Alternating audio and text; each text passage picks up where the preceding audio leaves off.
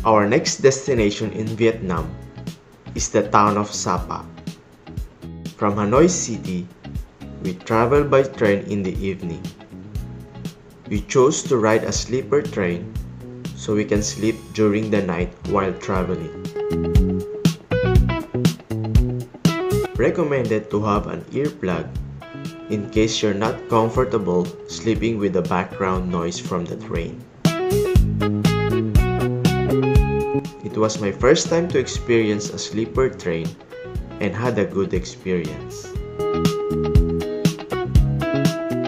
Guys, andito na kami sa loob ng tren. Ayan, nahigaan namin. Naka-double deck. So, bali, 4 na, kama. 2 double deck. Ayan, sa baba si Daddy. First time namin matutulog sa loob ng tren. We reached Lao Cai train station in the morning. And it took us 8 to 10 hours travel. Hello, dito na kami sa Saba. Going down from the train. Then from Lao Cai City, it took us an hour travel via van to reach the town of Sapa. Along the way to Sapa, the journey is scenic, winding mountain road trip, similar ambience when you're traveling to Baguio in the Philippines.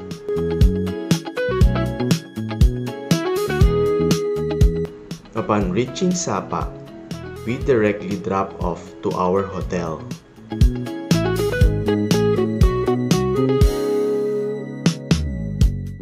Guys, dito na kami sa hotel. Natapos na ng tour namin. First day namin dito sa Sapa. So, ayan, dito yung balcony namin, maganda yung view. Kita yung yung mountain, yung ulap. Ayan si Yesha. Say hi, Yesha. So, magsa-sunset na. So, tingnan natin kung maganda ang view sa pag-sunset.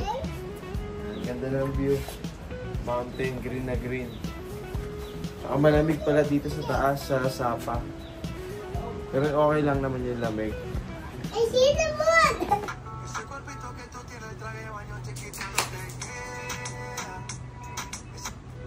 Located northwest of Vietnam, Sapa is one of the famous destinations in Vietnam due to its terraced rice fields, cultural diversity, and trekking routes. It is worth visiting, especially on its stunning natural scenery and cultural experience.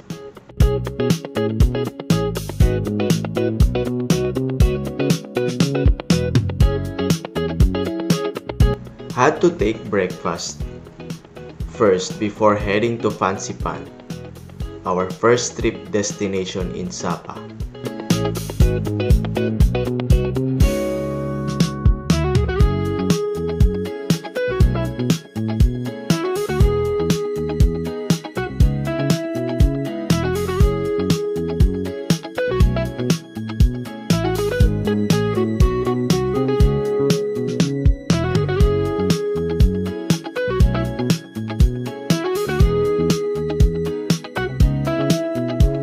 To reach Fancy Pan, we went to Sun Plaza, Sapa Station to ride a funicular train.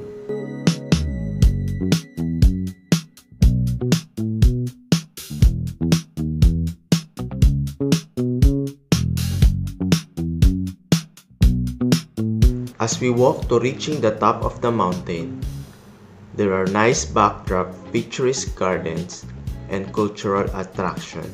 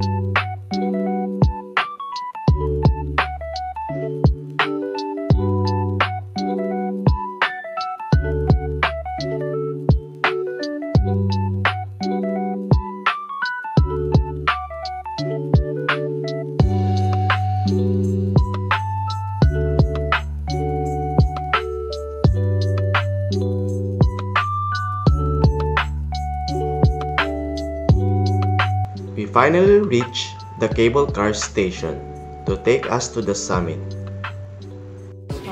Mahal kasi ito kaya Dito na kami ngayon sa cable car, dito sa Sapa. Kasi kung magandang view. Sama ko siya.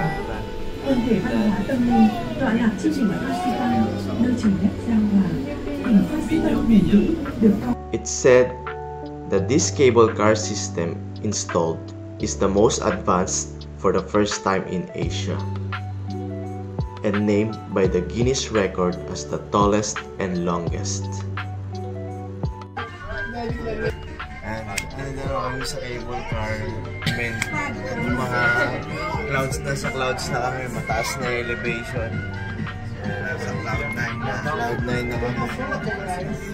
Fansipan is the highest mountain on the Indo-Chinese peninsula.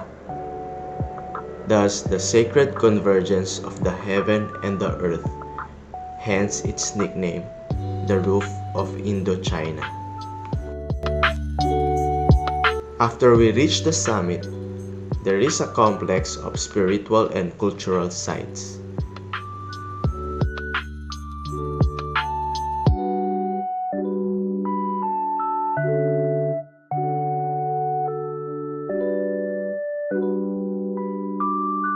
Including a large Buddha statue and the Kim Son Bao Thang Pagoda.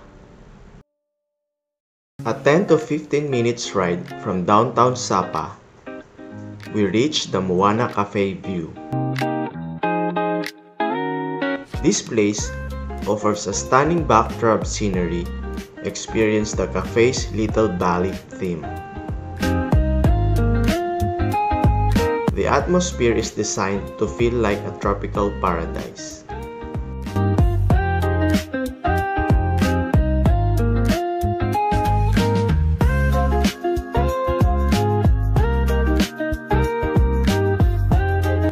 The cafe is situated in a location with spectacular mountain panorama view of Sapa.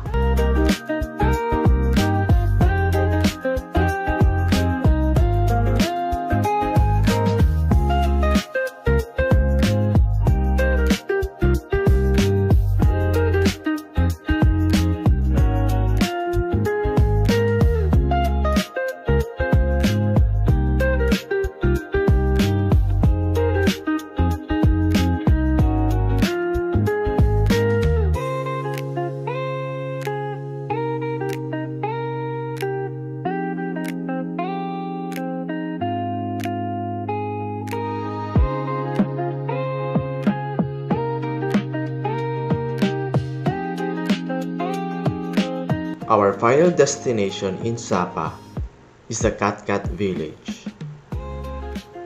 The village is home to a plethora of stunning landscapes, from picturesque rice paddies to lush green forests. Perched at the foot of Hoang Lian Son Mountain, Katkat village is protected by nature's embrace.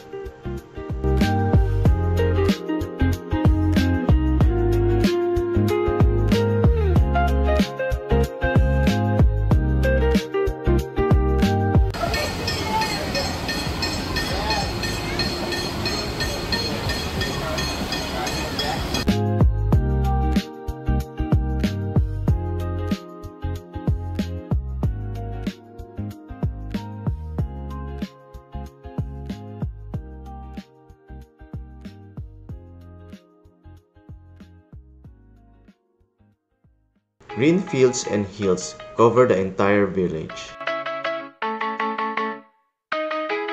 and small houses are scattered throughout. Together, they create a colorful and romantic painting of nature.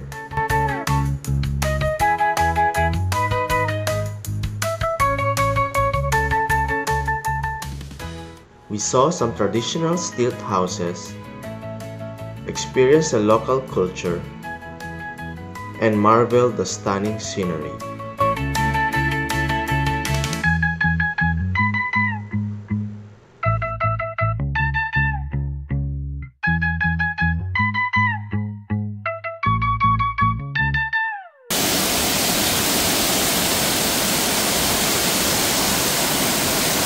It's said the name Katkat was given by the French who discovered the beauty of this place in the early 20th century.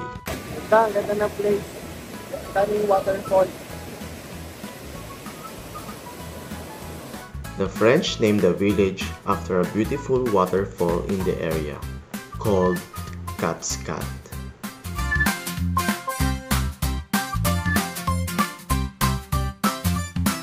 After the village trip, we headed to take an early dinner.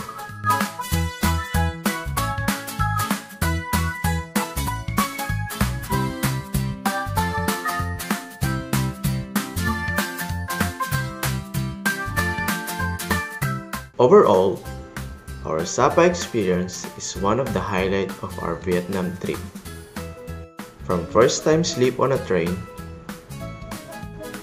reaching the summit and seeing breathtaking views of the mountains, riding a cable car, experiencing some traditional Vietnam culture is an incredible experience.